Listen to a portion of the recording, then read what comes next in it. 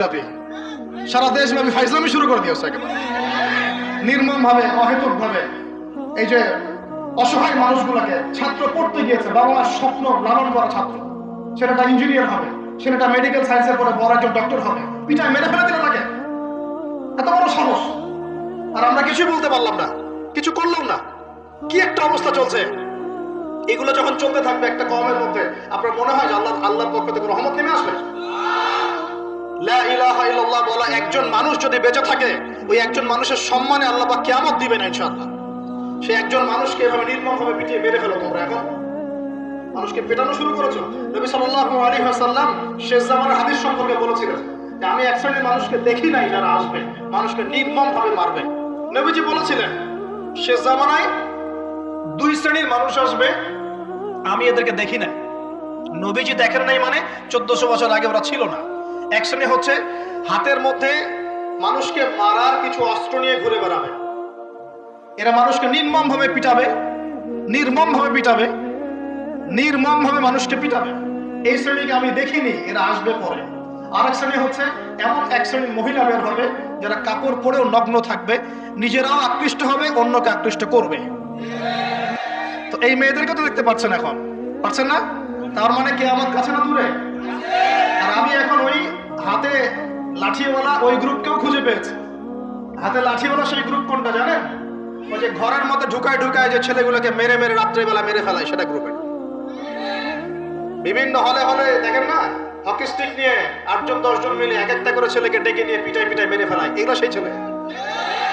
এদেরকে যারা জন্ম দিয়েছে ওই বাপের জন্য ধিক্কার। এদেরকে যারা জন্ম দিয়েছে এই বাপের জন্য ধিক্কার। আর এখন এরকম লেডিস গ্রুপও বের হয়েছে, আর মেয়েদেরকেও হলে ডেকে ডেকে পিটানো শুরু করেছে।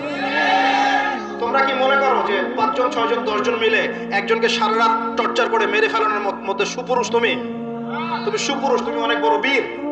সাহস থাকলে তুমি একজন মারামারি করে দেখাও না। দেখো তোমার এত বড় সাহস, তাহলে একজন মারামারি করে দেখাও না। আসো রিং এর মধ্যে আসো, তারপর দেখি তোমার কত শক্তি, আমাদের কত শক্তি। একজন 1-on-1 ব্যাটেলে আসো, খালি হাতে 1-on-1 ব্যাটেলে আসো। 8জন 10জন মিলে একটা বুয়েটের ছেলে, একটা মেডিকেলের ছেলে, একটা অমুকের ছেলে, তমুকের ছেলে, বাবা মায়ের স্বপ্ন লালন করা ছেলেগুলাকে ঘরের মধ্যে ঢুকাবা, সারা রাত পিটায় মেরে ফেলবা। এটাকে তোমরা সাফল্য মনে করো, বীরত্ব মনে করো? এই ছেলেগুলাকে জন্ম দিয়েছে যে পিতা মাতায়, এদের জন্য ধিক্কার আমার পক্ষ থেকে। আপনারা এইসব সন্তান জন্ম দিতে গেলেন কেন? খিদির আলাইহিস সালাম বেঁচে থাকলে ছোটবেলায় মেরে ফেলতো এদেরকে। ওই যে খিদির আলাইহিস সালাম ছোটবেলায় একটা বাচ্চাকে মেরে ফেলছিলেন না? মুসা আলাইহিস সালাম বলেছিলেন যে একটা বাচ্চাকে কেন মেরে ফেললেন? তখন খিদির আলাইহিস সালাম বলেছিলেন এই ছেলেটা যদি বড় হয়, বড় হলে অনেক বড় কাফের হবে। আল্লাহ আগে জানিয়ে দিয়েছেন, এই জন্য আগে মেরে দিয়েছে।